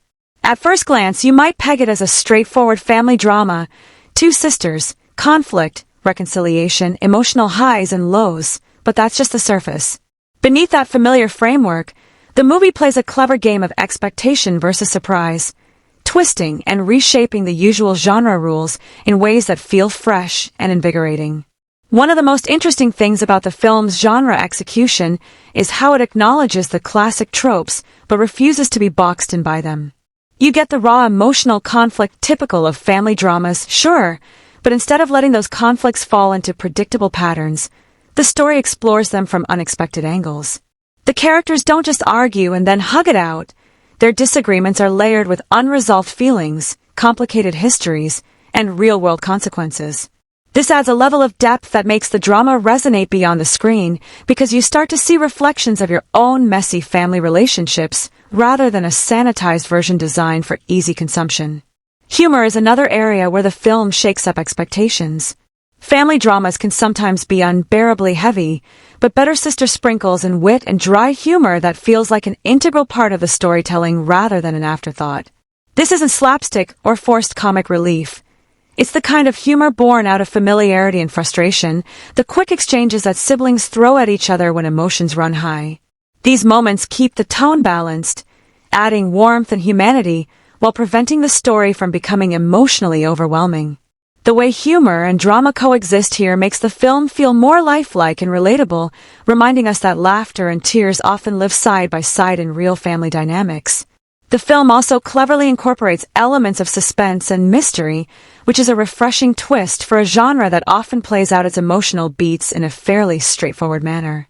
Instead of laying all the cards on the table early, Better Sister slowly reveals layers of secrets, past mistakes, and hidden motivations.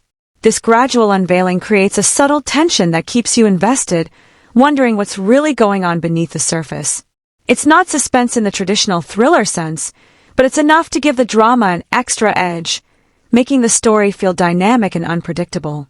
You never quite know when a new piece of information will shift the balance of power between the sisters, or how a buried secret will come to light.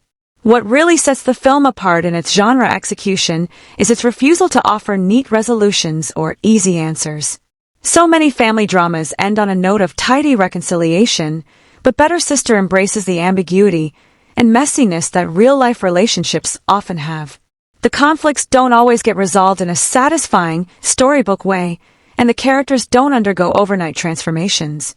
This bold choice grounds the film in reality, making the emotional journey feel authentic and relatable rather than sanitized or idealized.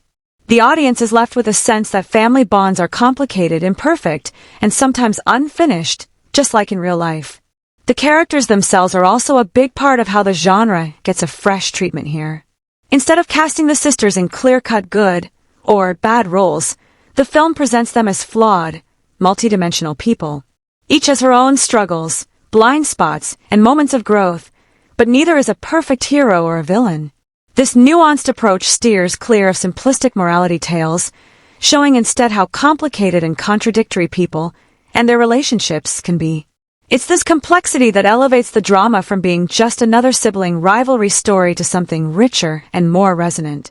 Another aspect that keeps the genre feeling contemporary is the way the film roots its story in today's social and cultural realities. The characters' conflicts and choices are shaped by modern pressures, values, and expectations, which helps the story resonate with a diverse audience. This grounding in the present makes the film feel immediate and relevant, rather than distant or generic. It also allows the genre to explore themes like identity, belonging, and family loyalty with a freshness that feels aligned with current conversations around these issues. The pacing and rhythm of the film also play a key role in how the genre unfolds. The story knows when to slow down and linger on quiet, emotional moments where characters confront their feelings, and when to pick up speed with sharper, more intense scenes that heighten drama or humor. This ebb and flow creates a dynamic viewing experience that keeps you engaged without ever feeling rushed or dragged out. It mirrors the unpredictability of real life, sometimes chaotic, sometimes contemplative, and that makes the genre feel lived in and true to its emotional core. The film also expertly blends different tones within the genre to keep things interesting. While the emotional drama is the backbone, moments of tenderness, humor, tension, and even mild suspense all weave together seamlessly.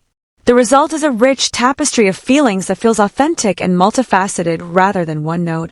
You're not just watching a family drama, you're experiencing the full spectrum of human connection and conflict, which makes the film emotionally compelling and rewarding. In short, Better Sister doesn't just follow the rules of the family drama genre, it reinvents and revitalizes them. By combining authentic character portrayals, a smart balance of humor and tension, and a willingness to embrace complexity and ambiguity, the film delivers a genre experience that feels both familiar and boldly original. It's a reminder that even well-known story structures can surprise and delight when approached with creativity, honesty, and heart. This makes Better Sister not just a film to watch, but one to feel deeply and think about long after the credits roll. Better Sister, 2025, isn't just a story about family dynamics and sibling rivalry. It cleverly doubles as a mirror reflecting many pressing social and cultural issues swirling in today's world. What really sets the film apart is how effortlessly it weaves these deeper themes into the fabric of its narrative, making the social commentary feel like an organic part of the story rather than a forced message slapped on for good measure. It's like the film is having a casual yet meaningful conversation with the audience about real-world struggles, all while keeping you engaged with its personal and emotional storytelling. One of the core social themes running through the movie is the exploration of identity, especially from the perspective of women caught between traditional expectations and modern ambitions.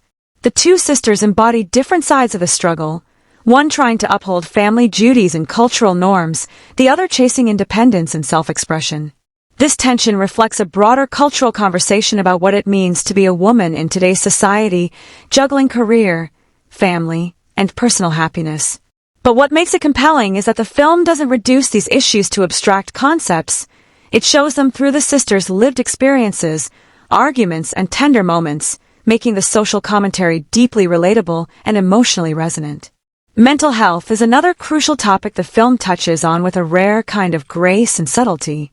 Instead of turning mental health challenges into cliches or plot devices, Better Sister presents them as real, often hidden forces shaping how people think, feel, and behave. Whether it's anxiety, depression, or the scars of past trauma, the film acknowledges these struggles without making them the sole focus, allowing them to add layers to the characters and their relationships. This nuanced approach helps destigmatize mental health issues by integrating them naturally into the story, showing how they impact everyday interactions without defining anyone's entire identity. The generational clash is also a vibrant thread in the film's social commentary. The sisters represent not only different personalities, but also different outlooks, shaped by their generational context. The older generation's emphasis on family honor, duty, and conformity often clashes with younger values of self-fulfillment, autonomy, and questioning tradition. These intergenerational tensions play out not as caricatures, but as honest, complicated exchanges that many viewers will recognize from their own families. The film neither vilifies nor glorifies either side, but instead invites the audience to appreciate the nuances and challenges of bridging these cultural gaps. While the film doesn't make diversity and inclusion its headline, it smartly integrates them into the story world in a way that feels natural and important. The cast reflects a range of backgrounds and experiences, which enriches the narrative and grounds the family story in a contemporary cultural landscape. This inclusion isn't about ticking boxes, but about painting a more authentic and textured portrait of family life in today's society. It broadens the film's appeal by showing that these intimate, universal themes transcend cultural boundaries, even as culture shapes how they're experienced. Economic and social pressures hover just beneath the surface of the narrative, reminding us that personal struggles don't happen in a vacuum. The sisters face real-world challenges like job insecurity, societal expectations, and the pursuit of upward mobility, which add texture and urgency to their choices and conflicts. These themes might not be shouted from the rooftops, but subtly inform the story's emotional stakes, grounding the drama in a reality that many viewers will find familiar. What truly makes the social and cultural commentary hit home is how it's inseparable from the characters themselves. The film trusts its audience to engage with these issues through empathy and understanding rather than blunt exposition or moralizing. You're invited to see the sisters' journeys as reflections of larger societal conversations, but always through the lens of personal experience, which keeps the message from ever feeling preachy or distant. Moreover, the film's handling of sensitive topics like mental health, gender roles, and cultural expectations is marked by honesty and complexity. It doesn't offer tidy solutions or simple redemption arcs. Instead, it acknowledges the messy, often uncomfortable realities behind these issues. This willingness to embrace ambiguity and imperfection makes the story feel more authentic and allows viewers to reflect on their own lives and beliefs without feeling judged or spoon-fed. At the same time, the film never loses its warm, human touch. The social commentary is balanced with humor, tenderness, and moments of connection that remind us of the resilience and complexity of family bonds.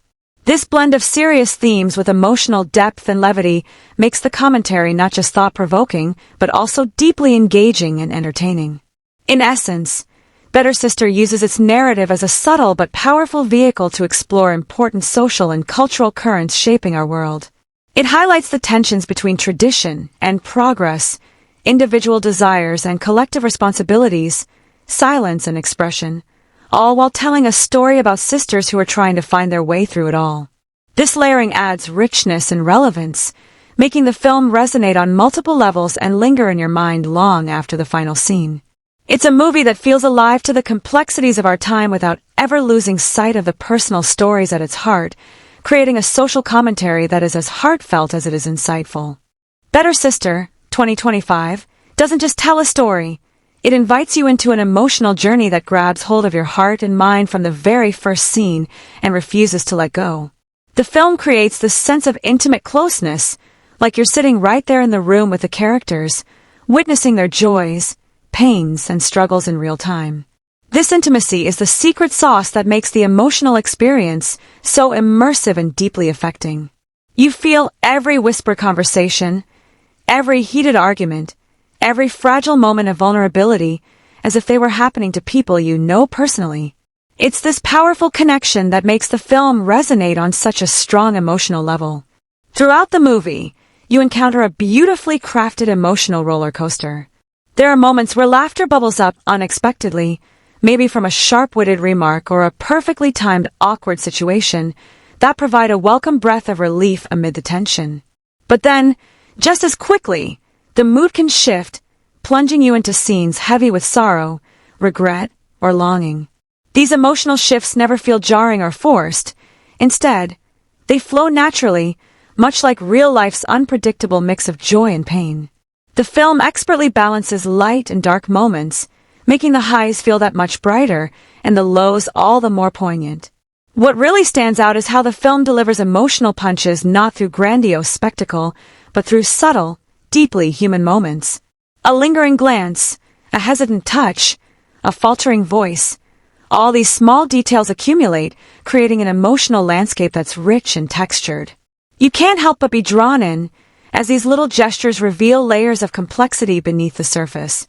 The way Better Sister handles its quieter scenes is just as compelling as its more dramatic ones, proving that sometimes the most powerful emotions come from what's left unsaid. The pacing of these emotional beats is a masterclass in storytelling. The film knows exactly when to hold back and when to let the feelings flood in, guiding the audience through a rhythm that keeps engagement high without ever overwhelming. It builds tension carefully, making each emotional climax feel earned and impactful. Whether it's a climactic confrontation between the sisters or a tender moment of reconciliation, the timing is precise, ensuring the audience stays emotionally invested from start to finish. One of the film's greatest achievements is how it sparks conversations well beyond the viewing experience. After watching, you find yourself reflecting on the characters' choices, their flaws, and the cultural forces shaping their lives. It's not just about the story on screen. It's about how that story intersects with your own experiences, beliefs, and family dynamics. Viewers often feel compelled to discuss which sister's path they relate to more, or to debate the nature of forgiveness and understanding. This kind of engagement transforms the film from mere entertainment into a springboard for meaningful dialogue and personal reflection. The richness of Better Sister also encourages multiple viewings. On the surface, you might notice the obvious plot points and character arcs, but with each replay, new subtleties come into focus. Nuanced performances, layered dialogue, or symbolic imagery that slipped past the first time. This depth rewards attentive viewers and adds to the film's lasting appeal as it invites audiences to keep uncovering hidden details and deeper meanings. It's the kind of movie that doesn't reveal all its secrets up front, but slowly unfolds like a carefully crafted tapestry. Authenticity plays a huge role in the film's emotional impact. The dialogue feels natural and unscripted, the actors' performances are raw and believable, and the characters' experiences ring true to life. This sincerity helps the audience suspend disbelief and invest emotionally because what's happening on screen feels genuine rather than staged. The imperfections, hesitations, and contradictions of real human behavior are all captured, making the story relatable and heartfelt. Another aspect that fuels audience engagement is the film's embrace of emotional complexity and ambiguity. It doesn't shy away from difficult questions or tidy resolutions. The characters make mistakes, struggle with forgiveness, and wrestle with their pasts, reflecting the messiness of real life. This honesty invites viewers to sit with discomfort and uncertainty, fostering a deeper emotional and intellectual connection to the story. It's a refreshing departure from films that try to wrap everything up neatly, giving Better Sister a rare emotional authenticity. Importantly, the film offers moments of catharsis, spaces where pent-up emotions can be released, whether through tears, laughter, or quiet reflection. These moments resonate deeply because they feel earned, born out of the characters' journeys rather than imposed by the script. The emotional payoffs don't just satisfy narrative expectations, they provide a kind of emotional cleansing that leaves viewers feeling moved and understood. Even when the film's ending leaves some threads unresolved or ambiguous, it never feels incomplete. Instead, That open-endedness invites viewers to continue thinking about the story long after the credits roll, pondering what might come next and how the characters' lives will unfold. This lingering emotional engagement transforms Better Sister from a fleeting entertainment experience into a lasting personal encounter. Ultimately, Better Sister isn't just a movie you watch. It's one you feel deeply, think about long after, and want to revisit again and again. It masterfully taps into the universal experiences of family, identity, and emotional struggle, creating an emotional resonance that feels both personal and universal. This deep audience engagement, fueled by a blend of intimate storytelling, authentic performances, and nuanced emotional beats, makes it a film that stays with you, inviting laughter, tears, reflection, and conversation in equal measure. It's an emotional journey that hooks you in and leaves a lasting impression, making it not just memorable but profoundly affecting.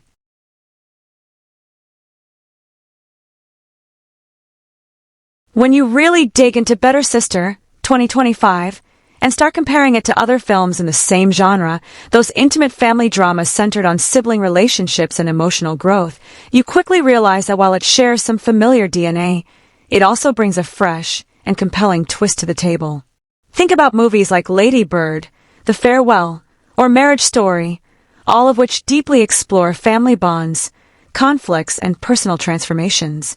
Better Sister fits comfortably in that lineage, but refuses to be pigeonholed or feel like just another retread of well-worn territory. Instead, it manages to feel timely and original, weaving in cultural specifics and nuanced emotional layers that make it stand out among the crowd. One of the most noticeable things about Better Sister is how it handles the classic sibling rivalry trope with much more complexity and honesty than many other films in this space. Instead of the usual one-dimensional good sister versus bad sister formula, this film dives into the messy gray areas of family relationships. Both sisters are flawed, sometimes selfish, sometimes loving, and their dynamic is full of contradictions. This refusal to simplify characters into neat categories gives the story much more depth and realism, which is refreshing compared to many sibling dramas that rely on easily digestible, archetypal roles. It's the kind of writing that makes you feel like you're witnessing a real family, not just a scripted conflict. If you look at the director's previous work, there's a clear evolution here. The director, who might have been known for quieter, introspective indie dramas or character-driven films, shows a newfound boldness in Better Sister. The narrative takes risks with its tone, blending emotional intensity with unexpected moments of humor and even tension that borders on thriller territory at times. This dynamic tonal balance is a step up from the director's earlier, more straightforward works. It shows a maturing vision that's confident in mixing genres and emotions to create something richer and more unpredictable. It's exciting to see how this film pushes the boundaries of the director's style while still holding on to the sincere character focus that made their earlier projects compelling. From a genre standpoint, Better Sister is a bit of a genre blender. Yes, it's primarily a drama, but it borrows from psychological thrillers, dark comedies, and even elements of mystery to create a layered narrative experience. This hybridization keeps the film fresh and unpredictable. Where many family dramas might follow a linear, predictable path, this one surprises you with shifts in tone and pacing that keep you guessing. It's like the film understands that real-life family dynamics aren't just dramatic or sad, they can be funny, bizarre, unsettling, and even thrilling at moments, and it embraces that complexity fully.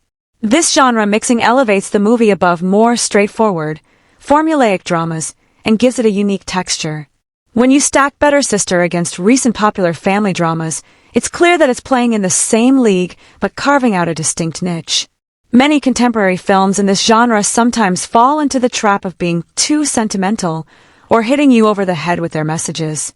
Better Sister manages to avoid that pitfall by letting its themes emerge naturally through the characters' actions and choices rather than through heavy-handed exposition. This subtle storytelling approach makes the emotional moments feel authentic and earned, which is a tough balance to strike, but one the film nails. This finesse is one reason why it feels more impactful and genuine than some of its peers. Visually and technically, Better Sister takes a more understated route compared to other family dramas that might go for lush, cinematic spectacles or flashy editing. Instead, it opts for a restrained, intimate style that mirrors its focus on character and emotional nuance. The camera work is steady and unobtrusive, framing characters in ways that emphasize their emotional states without calling too much attention to itself. The editing maintains a rhythm that supports the storytelling, never rushing or lingering too long, which helps keep the audience engaged without overwhelming them. This subtle but effective technical approach helps the film feel grounded and accessible, contrasting with more stylized productions in the genre. Comparing Better Sister to well-known films about sibling relationships like The Fighter or August, Osage County also highlights its unique approach. While those films often feature explosive family confrontations and heightened drama, Better Sister leans into quieter, more introspective moments that reveal emotional complexity through nuance rather than shouting matches. It's less about cathartic outbursts and more about the simmering tensions and unspoken grievances that shape sibling bonds over time.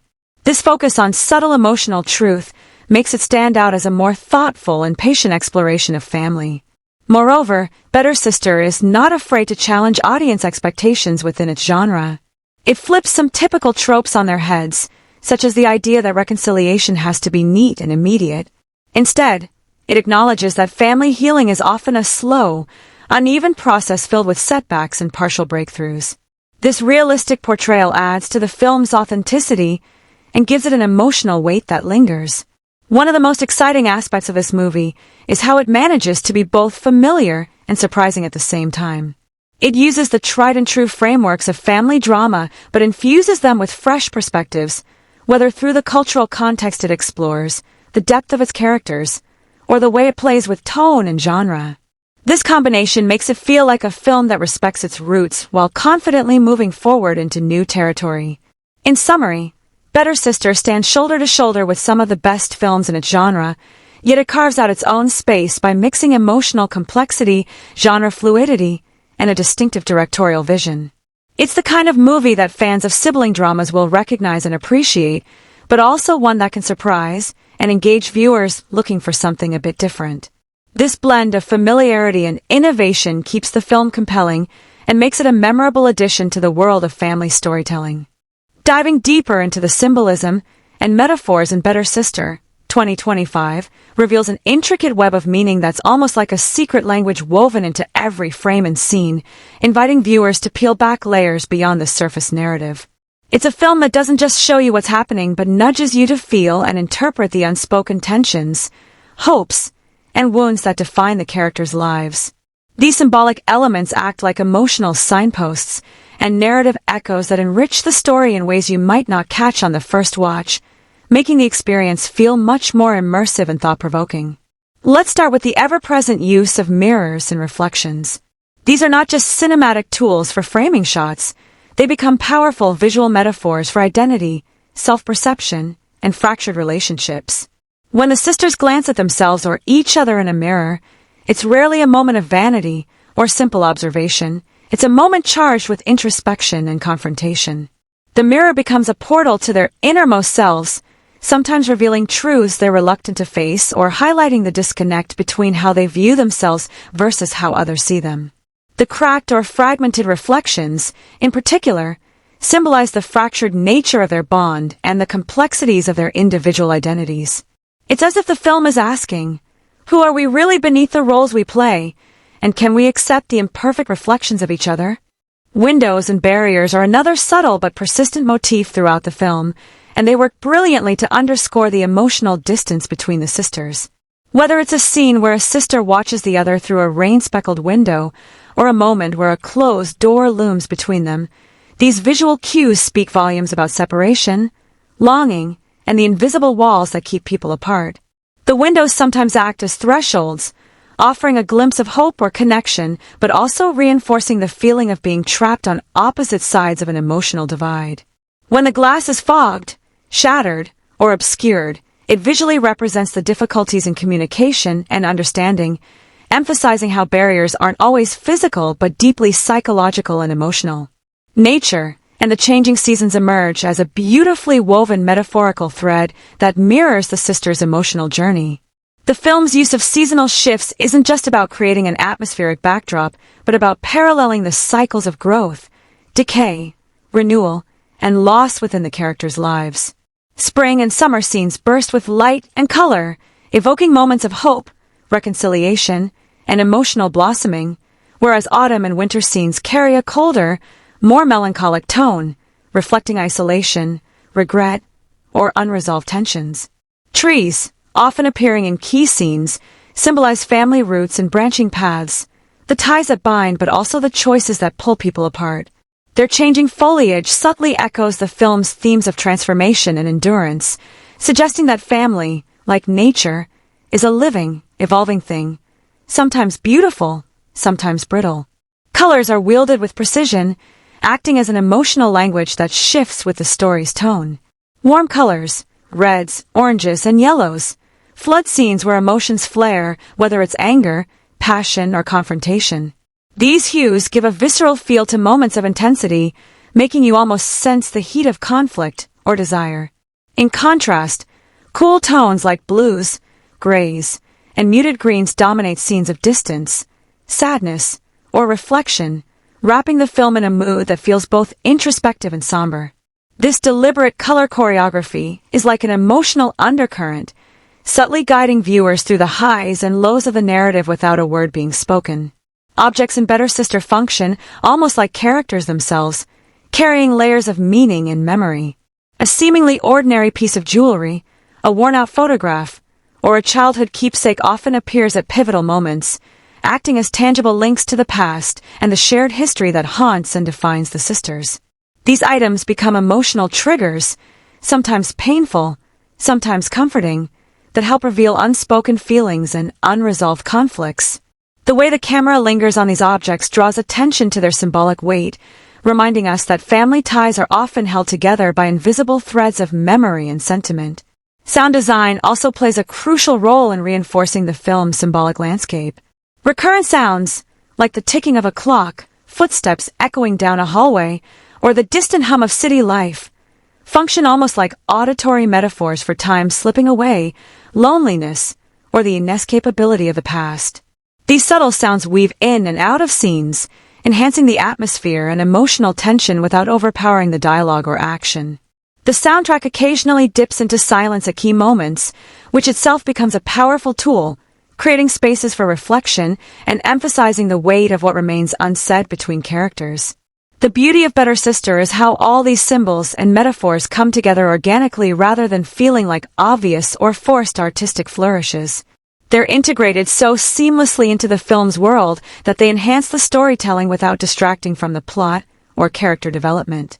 This subtlety invites viewers to engage actively, to read between the lines, and to revisit the film with new insights each time. It transforms the viewing experience into a kind of emotional puzzle, where the real story isn't just what's spoken or seen on the surface, but what's hinted at through these rich, symbolic layers. In essence, the symbolism and metaphors in Better Sister elevate it from a straightforward family drama into a deeply textured, multidimensional exploration of identity, connection, and healing. They add an almost poetic dimension to the storytelling, turning everyday moments into profound reflections on the complexities of sibling relationships. It's this intricate web of hidden meanings and recurring motifs that makes the film linger in your mind long after the final scene fades, inviting you to keep unpacking its emotional and thematic depths. When you look at Better Sister, 2025, through the lens of franchise or historical context, it opens up a fascinating conversation about how this film fits into the bigger picture of cinema and storytelling today. Now, this isn't a blockbuster sequel or the latest chapter in a multi-film franchise, but that's part of what makes it stand out in the modern movie landscape.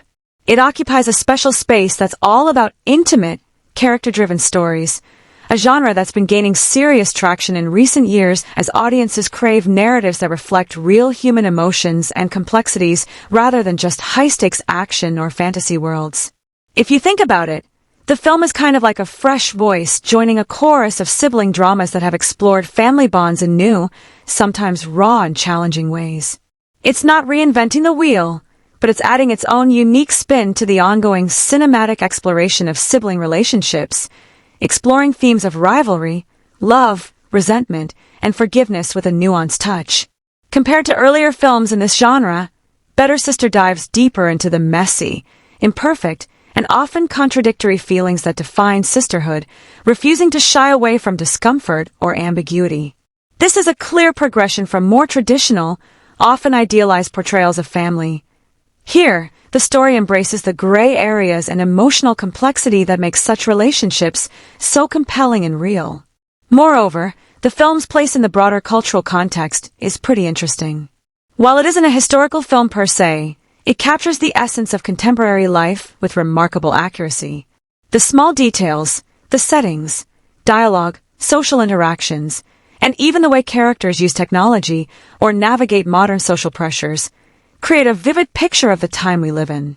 This attention to the present moment grounds the film's emotional core and makes it instantly relatable for today's audiences. It's less about historical accuracy and more about cultural authenticity, showing how families interact, struggle, and find moments of connection in an era shaped by rapid change, social media, and evolving gender roles. Speaking of gender roles, Better Sister subtly weaves in reflections on what it means to be a woman today, especially within the family dynamic. It situates itself among a growing number of films that challenge outdated stereotypes and explore female identity with depth and honesty.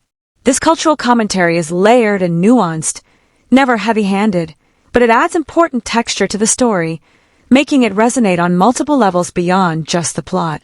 For those who love to draw comparisons, it's fun to see how Better Sister nods to or diverges from films with similar themes. It has echoes of classic family dramas. Think films where the focus is less on plot and more on emotional truth and character complexity. Yet it's distinct in how it balances moments of tension with humor and bitterness with tenderness. This balance breathes fresh life into the genre, making the film feel both familiar and surprising. On the flip side, when placed alongside the director's previous works, Better Sister can be seen as an evolution or even a departure. If the director is known for grand, sweeping narratives or stylized visuals, this film's intimate scale and focus on subtle emotional interplay showcase a different creative facet. It's like watching an artist paint with a new palette, same brush, but a whole new texture and depth. The film's contribution to the broader conversation about family and cinema also speaks to a shift in audience expectations. Viewers today often seek stories that don't just entertain but invite reflection, empathy, and sometimes discomfort. Better Sister fits perfectly into this trend, offering no easy answers but plenty to think about. It's part of a wave of films that respect the intelligence and emotional maturity of their audiences, trusting them to grapple with complex themes without spoon-feeding conclusions. All of this makes Better Sister a significant piece of the cinematic puzzle, not because it's part of a huge franchise or a historical epic, but because it enriches the genre of family drama with authenticity, nuance, and cultural relevance. It's a film that feels both very much of its time and timeless, a story that can speak to anyone who's experienced the complicated, sometimes messy, but ultimately powerful bonds of family. Whether you're watching it as a standalone piece or through the lens of broader cinematic trends and histories, it offers layers to unpack and appreciate, making it a rewarding experience that lingers well beyond the credits. Digging deeper into the budget and box office saga of Better Sister, 2025, reveals a fascinating story about how films like this navigate the tricky balance between financial constraints and artistic ambition. Unlike the typical Hollywood tentpole projects that boast budgets in the hundreds of millions, Better Sister was crafted on a modest budget that reflects its intimate, character-driven nature. But here's the cool part. A smaller budget didn't translate to any compromise on production quality. Instead, it acted like a creative challenge that pushed the filmmakers to be innovative with every resource they had. From thoughtfully designed sets that feel authentic without being extravagant, to lighting that enhances mood without expensive rigs, the film's visual and emotional textures showcase how money wisely spent can elevate storytelling rather than just dazzle with spectacle. When you break down the numbers, the budget allowed for focused spending on core elements that really matter for a drama like this, getting the best out of the cast, securing meaningful locations, and fine-tuning technical details like sound design and cinematography. It's the kind of budget that encourages precision rather than excess, and that's visible in the film's polished yet intimate feel. You don't get distracted by over-the-top special effects or elaborate set pieces. Instead, you're drawn into the nuances of the story, the subtleties of the performances, and the textures of everyday life depicted on screen. Box office-wise, Better Sister had a journey that might not have turned heads like the latest superhero flick, but it was a story of steady growth and solid performance within its target audience. The film's earnings reflected a successful niche appeal, proving that movies don't need to smash records to be considered winners. It performed well enough in theaters and gained momentum on streaming platforms, showing the power of emotional resonance and word-of-mouth buzz. The film's box office numbers, while modest by blockbuster standards, are a testament to the audience's appetite for authentic storytelling and relatable characters. Marketing for Better Sister played a smart and strategic role. Instead of throwing money at flashy trailers or star-studded promotional blitzes, the campaign focused on the heart of the film: family dynamics, sibling relationships, and emotional honesty. This targeted approach meant the marketing didn't try to be everything to everyone, which can sometimes water down a film's identity. Instead, it honed in on the right crowd, viewers who appreciate deep, emotional dramas, and managed to generate genuine interest through relatable messaging and carefully chosen platforms. This kind of focused marketing often leads to stronger engagement and a more loyal audience base, which Better Sister definitely benefited from. Audience reception was another key factor influencing the financial trajectory. Positive reviews and heartfelt recommendations helped the film build momentum beyond opening weekend, a crucial factor for dramas that don't usually dominate the box office up front. The emotional impact of the story sparked conversations among viewers who share their experiences and insights on social media and in personal networks, effectively creating organic buzz that boosted ticket sales and streaming views over time. This slow-building wave of enthusiasm is a classic pattern for films that connect deeply on an emotional level. They might not make a huge splash immediately, but their impact grows steadily as word spreads.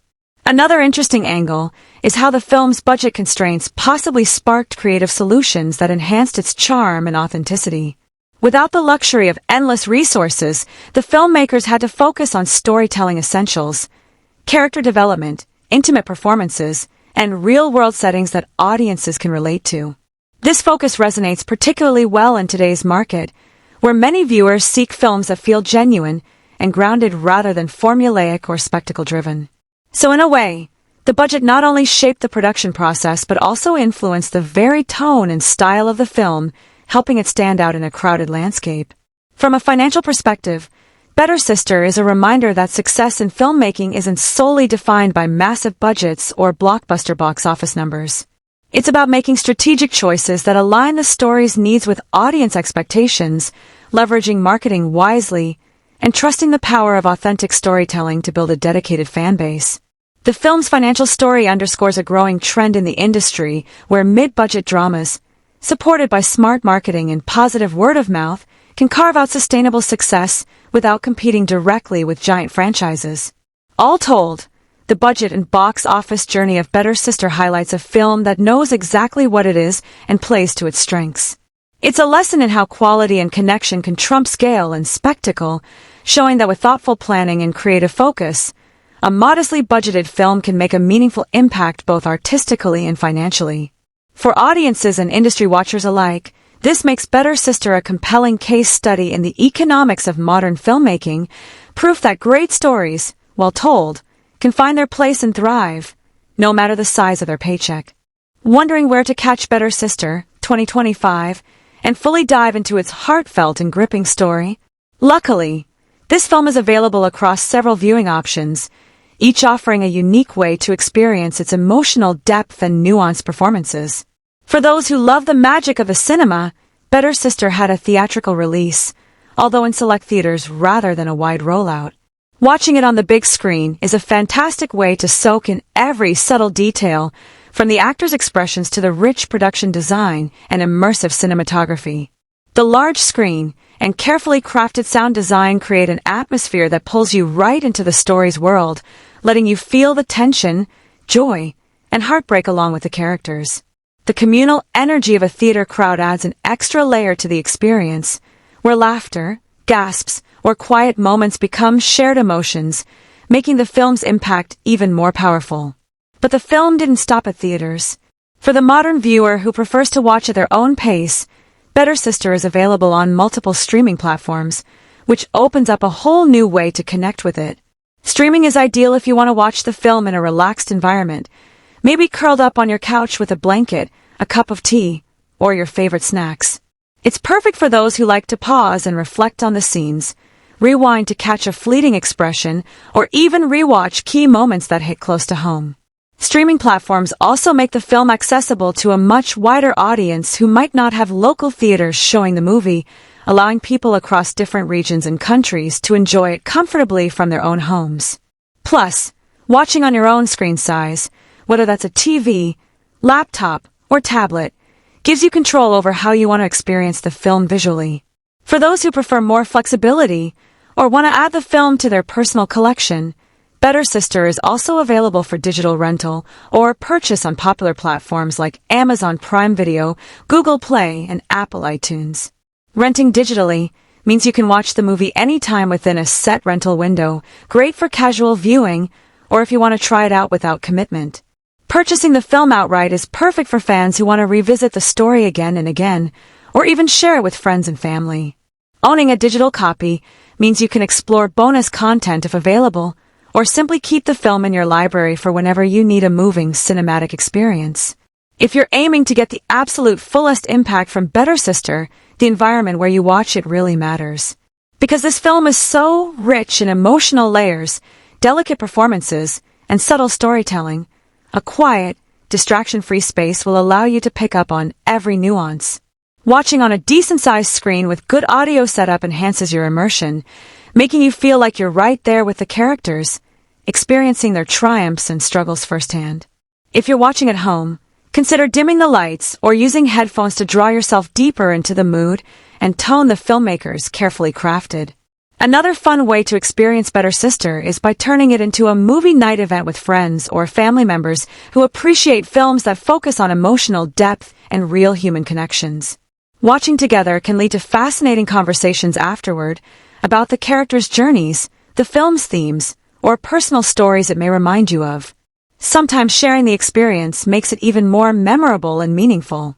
In short, whether you prefer the theatrical magic of a big screen, the laid-back comfort of streaming at home, or the convenience of digital rental or purchase, Better Sister offers multiple paths to enjoy its story. Each way provides a slightly different viewing experience, but all lead to that same rewarding connection with the film's heartfelt narrative. So pick the option that suits your style best, settle in, and prepare to be moved by a film that's as touching as it is thought-provoking.